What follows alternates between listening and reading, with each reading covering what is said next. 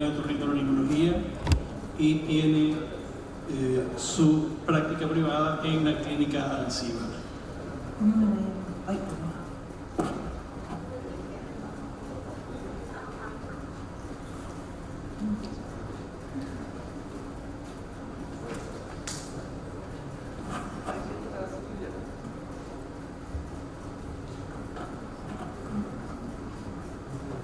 Buenas tardes con todos. Bueno, mi tema a exponerles el día de hoy es ventajas y desventajas de las cirugías endoscópicas y combinadas en el tratamiento del papiloma nasosinusal según la clasificación de Kraus. Bueno, dentro como introducción tenemos el papiloma invertido nasosinusal, como todos ya sabemos, un tumor benigno poco frecuente de la cavidad nasal y de los senos paranasales con tendencia a la recurrencia e incluso la transformación maligna. Tiene un potencial relativamente fuerte con destrucción ósea, alta tasa de recurrencia y un riesgo de evolución carcinomatosa. La etiología sigue siendo en estos tumores muy poco conocida, pero se ha informado una asociación con el virus del papiloma humano en casi toda la mitad de los casos. Existe una tendencia al uso de técnicas quirúrgicas endoscópicas en el tratamiento de estos tumores, y el factor principal asociado a la recidiva es la resección inicial y completa del tumor.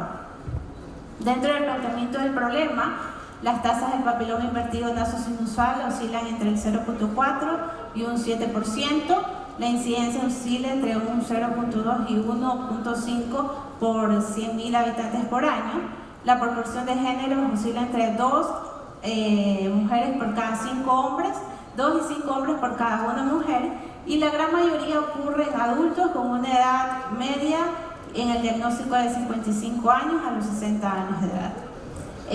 Tiene una fuerte agresividad local con tendencia a la recurrencia y un riesgo impresible de asociación con el carcinoma epidermoide.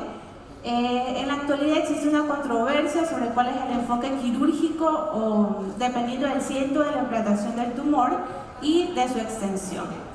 Para esto, seleccionar el abordaje quirúrgico óptimo de la resección del papiloma invertido nasosinusal sigue siendo un desafío, ya que se utilizan abordajes endoscópicos externos y combinados. Bueno, dentro de mi estudio, ¿cuál fue el objetivo general de este? Fue analizar las ventajas y desventajas de las cirugías endoscópicas y combinadas en el tratamiento del papiloma nasosinusal según la clasificación de Kraus en pacientes del Hospital de Especialidades Teodoro Maldonado Carbo durante el periodo 2011 al 2020. ¿Cuáles fueron los objetivos específicos? Pues determinar las características clínicas y demográficas de estos pacientes, establecer la tasa de intervalo de recurrencia postoperatoria en cirugía endoscópica y combinada de acuerdo a la clasificación de Kraus y el sitio de localización del papiloma invertido, identificar los potenciales factores de riesgo de recurrencia del papiloma invertido, del abordaje quirúrgico, clasificación de Kraus y el sitio de localización del papiloma, y describir las principales complicaciones postoperatorias de la cirugía endoscópica y combinada en tratamiento del papiloma. Hablar de cirugía combinada, estoy hablando endoscópica y Cadwell-Lund, que fue lo que se utilizó en el Teodoro Maldonado. ¿Cuál es la hipótesis de ese tema? Pues bueno, la cirugía endoscópica nos va a proporcionar mejores resultados postoperatorios en pacientes de diagnóstico de papiloma nasosinusal invertido en comparación con las técnicas combinadas. Dentro de mis variables, pues presentamos variables independientes, el papiloma nasosinusal, variables dependientes, la cirugía endoscópica, las manifestaciones clínicas, localización, clasificación, recurrencias y complicaciones postoperatorias. Las variables intervenientes como el sexo. Dentro del marco metodológico tenemos la metodología que utilicé en este estudio, fue un estudio cuantitativo tipo observacional. El método, su diseño fue no experimental observacional y un nivel relacional. Dentro del marco metodológico, pues mi universo fueron todos los pacientes con diagnóstico de papiloma invertido nasosinusal, con 104 pacientes que tuvieron biopsia con diagnóstico de papiloma invertido, de los cuales 56 fueron sometidos a cirugía endoscópica y 48 a cirugía combinada. Mi criterio de inclusión fue en pacientes con diagnóstico de papiloma invertido, con un seguimiento mínimo de 12 años, y el criterio de exclusión en este estudio fue cirugías de revisión, malignidad asociada. Bueno, dentro de los resultados y análisis de mi estudio, pues sabemos que la gran mayoría de los pacientes fueron mayores a 60 años de edad. Un 52% de estos pacientes fue sometido a cirugía endoscópica y un 66% de los pacientes a cirugía combinada. Dentro del sexo, el 63% de los pacientes fue masculino, estos fueron sometidos a una cirugía endoscópica, y el 60% fue femenino. Dentro de la localización de la lesión, pues sabemos que la gran mayoría de los pacientes tuvo una localización a nivel maxilar, de los cuales el 50% fue sometida a cirugía combinada y un 39% a cirugía endoscópica. Dentro de la presentación clínica, pues en mis pacientes, la gran mayoría tuvo su presentación clínica, el 100% con obstrucción nasal, rinorrea y epístasis, tal como indica la clínica. Dentro de la clasificación de Kraus, la clasificación de mis pacientes en etapa 2 de Kraus, el 46% de estos fue sometido a cirugía endoscópica y un 54% a cirugía combinada. Ahora, la recurrencia de este tipo de recurrencia en estos pacientes fue en pacientes hasta 12 meses de recurrencia, un 50% tanto de cirugías endoscópicas tuvo un 50% de recurrencia hasta 12 meses, y cirugías combinadas fueron una recurrencia mayor a 12 meses de evolución del paciente. Dentro de los efectos adversos de mis pacientes, los pacientes que fueron sometidos a cirugía endoscópica tuvieron un 44% de sus complicaciones fueron infecciones, mientras que un 31% sometidos a cirugía endoscópica fueron epístasis.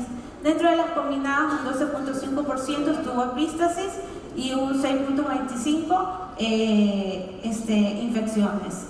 Dentro de la edad de la recurrencia, pues la gran mayoría de los pacientes fueron recurrentes mayores a 60 años de edad, un 56% tuvieron recurrencia y un 73% de estos pacientes también, de acuerdo a la edad. Lo que es el sexo, pues el mayor porcentaje de recurrencias, como lo podemos ver, fue en el sexo masculino. Dentro de la localización de la lesión, el 46% de estos pacientes tuvieron una localización de la lesión a nivel de la región maxilar, y un 28% en lo que es la región etmoidal tuvieron recurrencia. Dentro de la clasificación de Kraus, los pacientes con clasificación de Kraus etapa 2 tuvieron un 55% de estos pacientes no tuvieron recurrencia, mientras que estos pacientes con clasificación etapa 3 tuvieron recurrencia en un 53.3%, lo que es en la etapa 3 de Kraus, lo que corresponde a cavidad nasal, maxilar y etmoidal. Dentro del tipo de cirugía, lo que podemos ver es que el 49% de los pacientes que fueron sometidas a cirugía endoscópica tuvieron recurrencia, el 49%, mientras que los pacientes que fueron sometidos a cirugías combinadas tuvieron un 80% de recurrencia. Dentro de las conclusiones, sabemos que el papiloma invertido es una patología principalmente de la edad adulta. Su relación con el género es de 2:1, entre hombres y mujeres, se localiza más frecuente en el seno maxilar etmoidal, debuta con obstrucción nasal, rinorrea y epístasis solo en la mitad de los casos. Pocos casos debuta con una clasificación de Kraus 3-4. La tasa de recurrencia es de aproximadamente 1 de 10 casos, y más de la mitad de los casos recidivan en los 12 meses post-intervención. La cirugía endoscópica en la actualidad es un factor de riesgo independiente de recidiva post-intervención de esta patología, y la cirugía combinada presentó una tasa significativamente menor de recurrencia y eventos adversos en comparación con la cirugía endoscópica. Dentro de mis recomendaciones, pues realizar un seguimiento clínico prolongado, incluso de por vida en estos pacientes, ya que en algunos trabajos se ha observado recurrencias aún después de los 24 meses postquirúrgicos, postcirugías, y realizar estudios prospectivos y ensayos clínicos aleatorizados encaminados a confirmar la superior eficacia y seguridad de la técnica combinada en comparación a la endoscópica en el abordaje de papiloma invertido. Gracias. Buenas tardes, estimada audiencia. Muchas gracias por esta oportunidad. Bueno, vamos a hablar un poquito de estos casos que son no frecuentes en nuestra práctica clínica, como es un osteoma del seno frontal. Esta es la ciudad donde vengo, una ciudad chiquita como es Loja, en el sur del país, la cual les invita desde ya al Festival de Artes Vivas, el cual se realizará del 17 al 28 de noviembre del 2022. Bueno, esto es el caso de un paciente que se lo vio en la práctica privada. Es un paciente de 17 años de edad, sexo masculino, nacido y residente en Loja, antecedentes de importancia, diríamos así, una rinitis alérgica, los familiares igual, el padre con rinitis alérgica. Este paciente acudió por epistaxis, la repetición de fosa nasal izquierda. Si nos ponemos a ver un poquito en la historia clínica de este paciente, por su misma rinitis alérgica del antecedente que hablábamos, tenía estas epistaxis de repetición. Al examen físico se vio el vaso hipertrófico en el área de Kielsenbach de fosa nasal izquierda, un septum nasal central, los cornetes de tamaño normal. El ataque simple, la cual se hizo sobre todo bajo presión, que también nos suele pasar en la práctica clínica, de bajo presión de los familiares. El familiar solicitaba un estudio radiológico pensando en que había alguna tumoración por esos episodios frecuentes de sangrado. Se hizo la tomografía simple, en la cual se halla esta lesión de densidad mixta en el seno frontal, que depende de la tabla interna y la lesión, el tamaño de la lesión, que está en sentido antero-posterior, transverso y vertical, ¿no? La densidad 865 a 1785. Diagnóstico, un osteoma de seno frontal. Ahí tenemos las imágenes tomográficas. Vemos en esta imagen el osteoma, si ustedes ven, está pegado a la pared de la órbita, ¿sí? En esta otra imagen igual lo vemos, ¿sí? Y en esta igual, ¿sí? Tenemos otras imágenes acá, las sagitales, tenemos aquí la presencia de la masa tumoral, ¿sí?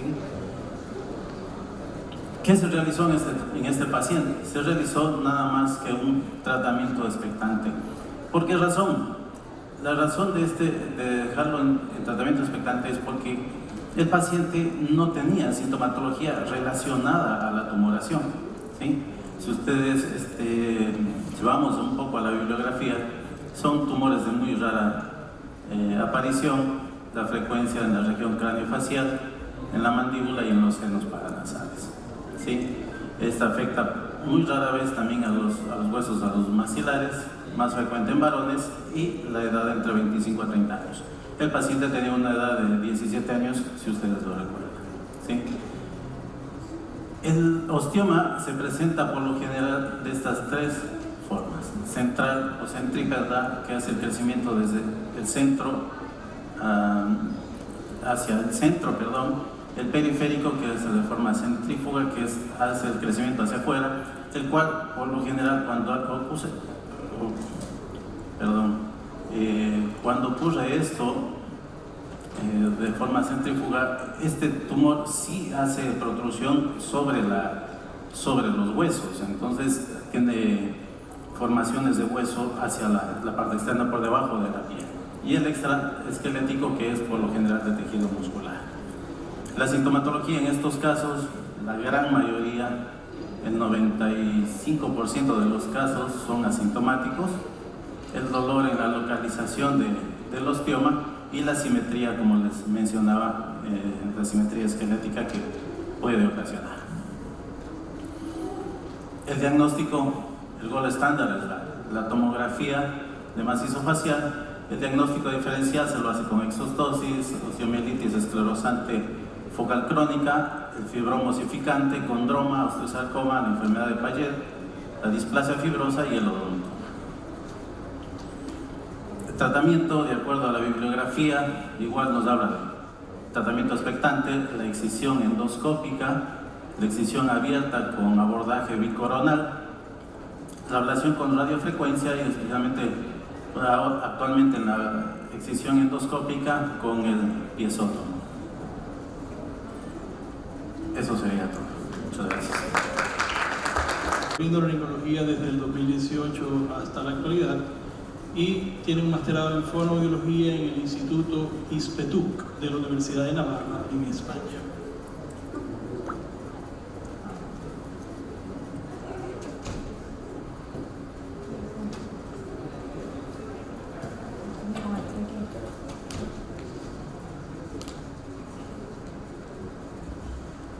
Buenas tardes con todos, yo soy la doctora Ana Paula Espinosa. Este es el tema que vamos a tratar, caracterización clínica de la rinitis alérgica posterior a una cirugía funcional de la nariz en el periodo 2019-2021. Este fue un tema realizado con el doctor Humberto Espinosa, con la doctora Daniela Aguirre y la doctora Valeria León. Como una pequeña introducción, la rinitis alérgica es una enfermedad crónica que se caracteriza por una inflamación de la mucosa nasal producto de una exposición a alergenos, como puede ser el polen, ácaros, el polvo. Tenemos algunos pacientes cuyos síntomas no mejoran con tratamiento farmacológico, necesaria la realización de una cirugía funcional de nariz para su mejora sintomatológica.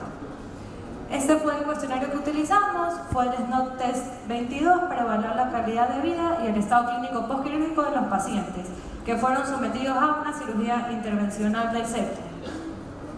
El planteamiento del problema: ¿cuál es el estado clínico de los pacientes con rinitis alérgica posterior a cirugía funcional de la nariz en el periodo 2019-2021? Los objetivos: tenemos el objetivo específico, que fue evaluar el estado clínico de los pacientes con rinitis alérgica sometidos a una cirugía funcional de la nariz. Los objetivos generales fueron indicar los resultados del SNOT 22 postquirúrgico, si hubo una mejoría o no hubo una mejoría, categorizar la sintomatología postquirúrgica, clasificar los tipos de cirugía funcional de nariz en estos pacientes con rinitis alérgica y determinar qué tipo de cirugía fue la mejor en estos casos. La justificación: es de gran relevancia conocer si el tratamiento quirúrgico provee mayor beneficios que el tratamiento farmacológico en estos pacientes con rinitis alérgica, que no mejoraran con el tratamiento. Como una pequeña recordatorio, la rinitis alérgica como definición: una inflamación de la mucosa nasal que afecta al 10 al 25% de la población mundial, puede ser intermitente o puede ser persistente, que ya empeora la calidad de vida del paciente. Tenemos la clínica como rinorrea, prurito, estornudos, obstrucción nasal y lagrimeo, y el tratamiento que puede ser farmacológico o tratamiento quirúrgico. En la cirugía funcional de la nariz tenemos como definición una restauración de la operatividad de la anatomía de la cavidad nasal para mejorar la función respiratoria. Tenemos los tipos de cirugía que se trató en estos pacientes: solamente septoplastia o también ya incorporado con tratamiento quirúrgico de cornetes, y la cirugía endoscópica funcional nasosinusal. Y se hizo ese tratamiento cuando ya no hubo una buena respuesta al tratamiento farmacológico.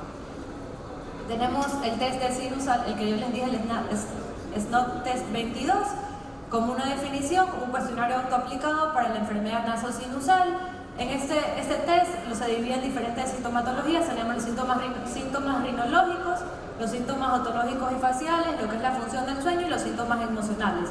Esto te da un puntaje. Tenemos del 0, que es no hay ningún mayor problema, y el 5 como un problema que ya agrava lo que es la vida del paciente. Y me da un puntaje total de 0 hasta 110 puntos. Y la aplicación es para una evaluación clínica y vemos la calidad de vida de estos pacientes. En la metodología de este tipo de estudio tuvimos un universo de 315 pacientes, pero la muestra nos dio por los criterios de inclusión y exclusión solo 145. Fue un tipo de estudio observacional, retrospectivo, transversal y fue descriptivo, y la recopilación de datos, análisis estadístico fue en Microsoft Excel 2019. La metodología: estos fueron los criterios que tuvimos de inclusión, que eran pacientes con rinitis alérgica, que se ya realizado una cirugía funcional de la nariz, pacientes con una historia clínica completa y que fueron atendidos en el periodo 2019 y 2021. Y los criterios de exclusión: los que no tengan rinitis alérgica, que no hayan sido intervenidos quirúrgicamente, pacientes embarazadas que no tengan una historia clínica completa y pacientes que no fueron atendidos durante este periodo. En la metodología estas fueron todas las variables que se utilizaron: el sexo, edad, el test, el SNOT 22, los síntomas rinológicos, síntomas otológicos, trastornos del sueño y el tipo de cirugía funcional de la nariz que fue aplicada en los diferentes casos. Como resultados tenemos que fueron intervenidos más quirúrgicamente el sexo femenino que el masculino, con un 52,41%. Los grupos etarios de pacientes operados fueron entre 19 y 30 años, con mayor porcentaje. En los resultados ya obtuvimos estos pacientes que fueron después operados quirúrgicamente, que igual persistieron los síntomas rinológicos, pero bajaron los síntomas atológicos y faciales, una mejora de calidad del sueño y los síntomas emocionales. Y resultados del mejor tipo de intervención que tuvimos menor resultados en el test de SNOT-22 fue la septoplastia con la reducción de cornetes inferiores. Y como conclusión, los pacientes fueron de predominio sexo femenino, un 52,41%. En consideración etaria, digamos, adultos jóvenes entre 19 y 30 años. El puntaje del SNOT-22 postoperatorio, la gran mayoría de la muestra, un 99,31%, que estuvo entre el 0 a 15 puntos. De ahí igual estos pacientes sí predominaron los síntomas rinológicos, pero los otros síntomas fueron disminuyendo. Y la cirugía mayormente realizada y con mayor éxito fue la septoplastia fusional endoscópica más reducción endoscópica de cornetes inferiores. Gracias. De cabeza y cuello. En el Hospital de Clínicas, con un diplomado en cirugía plástica facial de la Universidad Autónoma de México y diplomado en medicina del sueño con la Universidad Austral de Argentina. Bueno, buenas tardes con todos. Hoy les quiero mostrar un poquito de lo que es la leishmaniasis mucocutánea y la importancia que tiene el otorrinolaringólogo en el manejo de esta patología. Yo me formé en el Hospital de Clínicas, aquí pueden ver una foto en el Hospital de Clínicas de la Ciudad de Buenos Aires. Primero quiero mostrarles esto, ¿sí? No es necesario que nos llegue un paciente en estas características para nosotros comenzar a sospechar o diagnosticar de esta patología, ya que vemos que es una patología altamente mutilante, puede producir también sinequias a nivel de orofaringe y obviamente complicaciones que no se pueden resolver ya cuando la patología está muy avanzada. A manera de generalidades se le conoce como manta blanca, es un protozoo flagelado intracelular. La luxomia es el vector. Aquí en Ecuador es muy importante porque es endémico, ¿sí? Si bien los países que más reportan casos en Sudamérica vienen a ser Brasil, Colombia y Perú, se han reportado en el Ecuador 1000 casos en el año 2018 y lo que se presenta aquí en el Ecuador es la leishmaniasis cutánea y mucocutánea. La OMS lo ha descrito como una enfermedad reemergente, o sea que el Estado no está del todo mandando recursos para el tratamiento y el diagnóstico de esta patología, y es la segunda causa luego del paludismo en muertes de una enfermedad parasitaria. Algo chiquito, acá tenemos el protozoo flagelado, el vector. Tenemos que saber que primero el vector que tiene promastigotes, que está infectado, ¿sí? Va a picar al huésped, posteriormente a esto, dentro de los macrófagos se va a multiplicar, ¿sí? Formándose a mastigotes. Luego de estos va a volver a ser ingerido por el vector y nuevamente se multiplica dentro del vector como promastigotes y otra vez va a comenzar el ciclo. Bien, el 90% es de carácter cutáneo, ¿sí? La cepa que más produce la leishmaniasis mucocutánea viene a ser la brasiliensis, y la forma visceral aquí en Ecuador no se ha presentado o no se ha reportado ningún caso, lo cual va a dar hepatosplenomegalia y un montón de síntomas sistémicos. Yo les quiero mostrar un varón de 57 años de edad, el mismo que vino consultando solo por insuficiencia ventilatoria nasal, un poquito de congestión nasal, y como antecedente una septoplastia hace 20 años. Cuando comenzamos a hacer el examen físico, nosotros podemos ver esta imagen que es de una rhinoscopía endoscópica, en donde nosotros vemos una perforación del septum nasal, un engrosamiento del mismo, la presencia de lesiones granulomatosas a este nivel y obviamente la impresión de unas sinequias entre la pared lateral y medial de la mucosa nasal. Comenzamos a ver un poquito más al paciente y viendo esto y indagarlo un poco más, comenzamos a ver y tiene un eritema a nivel del dorso, un ensanchamiento también, una hiperpigmentación de la piel, y preguntando un poquito más, resulta que a los 20 años el paciente había tenido un antecedente de leishmaniasis cutánea, el cual fue tratado y le dijeron que estaba curado, ¿sí? Bien, acá podemos ver un poquito cómo tenía la perforación a nivel del septum nasal. El paciente no presentaba adenopatías cervicales, ¿sí? Le hicimos una rinofibroscopía, ¿sí? Para nosotros comenzar a ver la lesión a ciencia plena Y podemos ver eso que nos empezaba sinequias tanto en la fosa nasal derecha como en la izquierda. Podemos ver las lesiones granulomatosas que presentaba, costras en el piso y obviamente la inflamación también de la mucosa a nivel del caudo. Para complementar, hicimos también una fibrolaringoscopía, obviamente, porque teníamos que tener un examen físico completo en donde no veíamos lesiones ulcerativas ni granulomatosis a nivel hipofaringe. Se ve que la competencia de la laringe es adecuada, sí se veía un poquito de edema y congestión a nivel de la pared posterior de la faringe. Ahora, con todo esto, nosotros tenemos que comenzar a pensar en un montón de cosas. El carcinoma escamoso, un carcinoma adenoidioquístico, un esthesioneuroblastoma, un Rendu-Osler, una enfermedad de Wegener, complicaciones de la propia septumplastia y una leishmaniasis, obviamente. Indagando un poco más, el paciente hace 3 años atrás había sido ya manejado y visto en otro centro, en donde al paciente le pidieron una tomografía, en donde ya se veía una imagen de densidad de partes blandas, como podemos ver, se veía la perforación septal, y acá nosotros lo podemos ver en cortes coronales que se veía la perforación, pero los senos paranasales, los senos frontales se veían libres. Acá podemos ver los senos maxilares, un poquito de moco a nivel de la bula etmoidal, pero no se veía gran cosa en esta tomografía, ¿sí? Con lo cual nosotros ya vamos descartando, por ejemplo, un esthesioneuroblastoma, un tumor a nivel de etmoides, los comenzamos a descartar. Le habían hecho una anatomía patológica en donde se decía solo es un caso de inflamatorio, no había ningún signo de malignidad, entonces el paciente quedó prácticamente dado el alta. ¿Qué es lo que vamos a hacer y cómo vamos a manejar a este paciente? Lo primero es volver a hacer una biopsia, o sea, no nos podemos quedar con esto de que todo es normal y el paciente no tiene nada.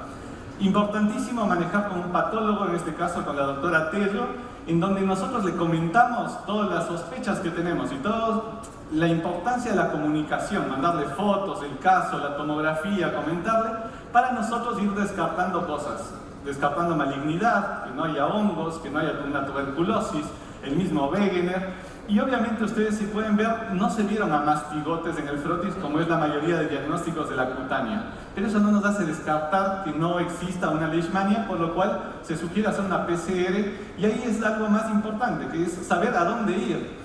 Acá nosotros nos comunicamos con el doctor Guevara, ¿sí? Él es el jefe de investigación de biomedicina de la Universidad Central del Ecuador, y él hace una PCR en tiempo real de la mucosa. Y aquí les quiero recalcar que la muestra que se manda primero tiene que llegar en 6 horas, después tiene que llegar en suero fisiológico y después tiene que estar refrigerada. Entonces ahí, en esas condiciones, es cuando nosotros vamos a tener rédito de la muestra. Ya con el diagnóstico positivo, nosotros mandamos al Ministerio de Salud para comenzar un tratamiento con antimoniato de meglumina, y algo que les quiero recalcar, porque no es una patología frecuente.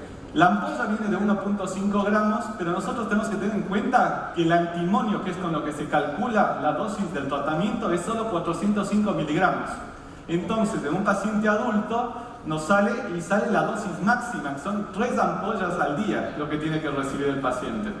Después, el paciente tiene que completar 30 días, ¿sí? Ahora, ¿cuándo se considera un fracaso del tratamiento? Acá les pongo solo anfotericina B para que sepan que es la segunda línea de tratamiento del ministerio. Pero se considera un fracaso cuando no completó el tratamiento, cuando la dosis dada fue la adecuada o el paciente no haya suspendido el tratamiento, ¿sí? Acá les quiero mostrar ya los 16 días, las 2 imágenes del lado izquierdo son cómo llegó el paciente, y a la derecha podemos ver que no eran sinequias, sino solo era inflamación, los granulomas que presentaba. Día 30 nosotros ya podemos ver que hay menos eritema, menos hiperpigmentación del dorso nasal, y obviamente también hicimos una rinoscopía en donde nosotros ya al día 30 vamos a ver una mejora significativa, prácticamente no hay granulomas, vemos que las 2 fosas nasales están permeables, ya no hay una presencia de moco, de costras así tan exagerada. Sí hay inflamación, no quiere decir que si hay inflamación todavía no está curado, hay que esperar y controlar, como decíamos, mensualmente hasta el 3er mes. Bien, acá les mostraba una foto un poquito más clara para que vean el inicio y obviamente cómo quedó a los 30 días. Y algo que les quiero dar como una recomendación es que siempre hay que pensar en varias posibilidades. Sí, ahora fue una leishmania, pero pudo haber sido un montón de otras cosas. Entonces nosotros tenemos que estar siempre abiertos a pensar en varias cosas para llegar a un diagnóstico. No abandonar al paciente y plantear los pasos a seguir. No es porque yo no sé qué es o no es un cáncer, se fue a la casa. Hay que ver o derivar a alguien para ver qué es lo que está sucediendo. El trabajo multidisciplinario, contacto con el patólogo, ¿sí? Con el de biomedicina, ¿sí? Todo es un trabajo complementario. Explicar el tratamiento y las complicaciones del mismo, también para evitar el abandono del tratamiento. ¿Sí? El antimonio produce mucho dolor en las inyecciones intramusculares, el paciente tiene que saber. Y luego el seguimiento al paciente, como les digo, hasta los 3 meses, para ver que en realidad haya resuelto su patología. No es cuestión de decirle que está curado y vaya a su casa. Muchísimas gracias. Nuestra experiencia. La doctora Dayana Coronel es médico posgradista de 4º año de otorrinolaringología de la Pontificia Universidad Católica del Ecuador. Recibió su título de médico. Buenas noches con todos. Para finalizar todas estas exposiciones les traigo un tema un poco interesante y controvertido dentro de la cirugía endoscópica nasosinusal. Entonces les voy a hablar sobre el papiloma invertido, la filosofía del manejo quirúrgico y nuestra experiencia. Yo soy la doctora Dayana Coronel, estoy a cargo de mi tutor, el doctor Gustavo Cañar, y la doctora Carla Guevara. Entonces, como sabemos, el papiloma invertido es una neoplasia benigna de la cavidad nasal y representa el 0,5 al 4% de todos los tumores nasales primarios. Tiene una incidencia más o menos de 0,2 a 0,6 casos por 100.000 habitantes. Lo importante del papiloma invertido son estas 3 características: la ubicación, la recurrencia y su potencial de malignidad. En la ubicación, pues vamos a ver que siempre estas lesiones van a estar asociadas a la pared lateral, especialmente a lo que es el etmoides y el maxilar. Y esto es muy importante dentro de este estudio que a continuación les voy a explicar. El rango de recurrencia reportado en la literatura va del 14 al 21%. Esto es con un tratamiento endoscópico o externo que en su mayoría debería disminuir el que aparezca esta recurrencia. Y la transformación maligna pues se da del 5 al 15% en estos pacientes. Para avanzar un poco vamos a ver sobre el sistema de estadiaje Kraus. Como todos sabemos, el T1 es un tumor confinado a la cavidad nasal sin extensión a los senos paranasales. El T2 es un tumor que va a involucrar el complejo osteomeatal y especialmente a los senos etmoidales o a la porción media del seno maxilar, con o sin afectación de la cavidad nasal. Y el T3 pues ya involucra el seno frontal, el seno esfenoidal y también la pared lateral, anterior, posterior, inferior o superior del seno maxilar, y que puede tener o no criterios para un T2. Y el T3 es un tumor con extensión extranasal o extrasinusal, pero que ya involucra las estructuras que están adyacentes a los senos paranasales, como son la órbita, la cavidad intracraneal, o también el espacio pterigomaxilar, o ya tumores que tienen criterios de malignidad. Entonces, lo importante del papiloma invertido es elegir un abordaje que permita la visualización del sitio o de los sitios de inserción. Podemos optar por la cirugía endoscópica nasosinusal, los abordajes endonasales más los platos osteoplásticos, que en sí se utilizan cuando la afectación del papiloma es hacia la pared lateral del seno frontal. Los abordajes endonasales más el abordaje de Cadwell-Look para poder visualizar mucho mejor la patología que se encuentra a nivel anterior, inferior a la pared lateral. Y los abordajes externos ya se utilizan cuando tenemos extensión extrasinusal o asociaciones con carcinomas. Entonces, el tratamiento y la filosofía que nosotros manejamos en el hospital es primero realizar un debulking. ¿Qué es un debulking? Pues tratar de reducir el tumor hasta el sitio de la inserción para tratar de identificarlo. Posterior a eso, como van a ver en el video, este es un paciente que ingresó con una obstrucción nasal unilateral de predominio izquierdo. Vamos a ver que la tomografía es esta. Entonces, en la endoscopía, pues vemos que el tumor abarca toda la cavidad nasal. Tratamos de realizar un debulking, identificar el sitio de inserción de la tumoración, como se puede ver aquí. Y posterior a eso, es importante, después de la identificación, realizar una demucosación. ¿Qué significa esto? Es retirar la mucosa que se encuentra adyacente al sitio de inserción. Por eso es muy importante y es como la piedra de oro de esta cirugía, el encontrar el sitio de inserción.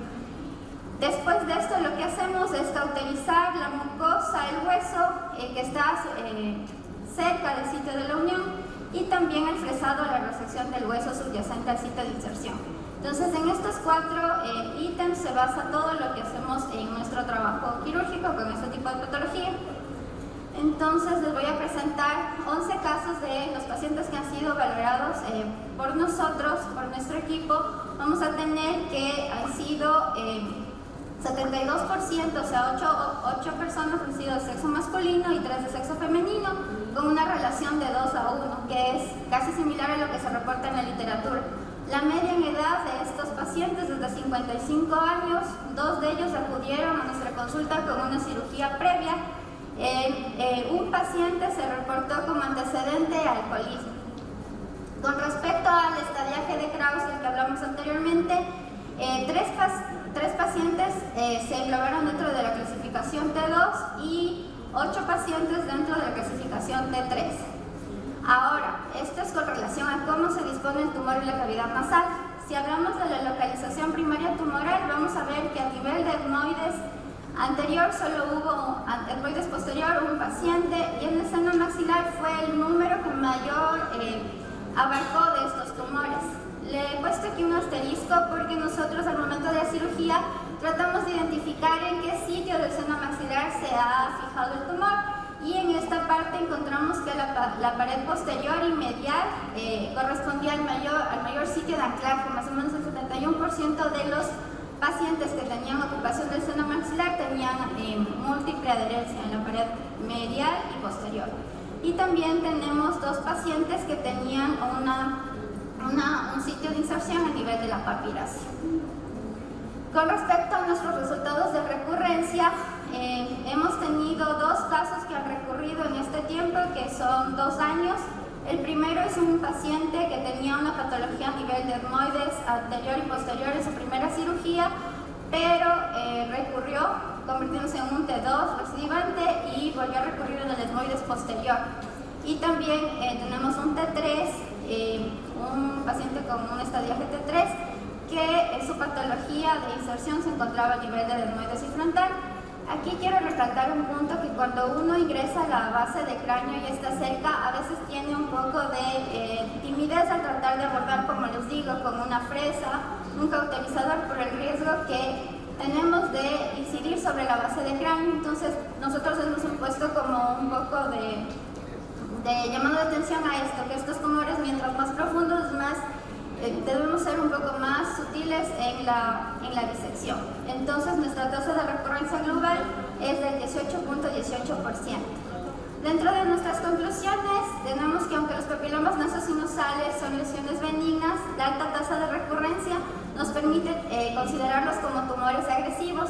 La resección de la mucosa y la perforación de la base del tumor a través de un fresado o de tratar de retirar con raspas el hueso circulante a la lesión es nuestro tratamiento para evitar la recidiva, y la recurrencia en nuestra unidad hospitalaria fue de 18.18% en 24 meses. La alta tasa de recurrencia puede deberse también a la gran extensión del tumor, y en nuestra casuística pues se da en los estadios T3 y en un T2. Muchas gracias.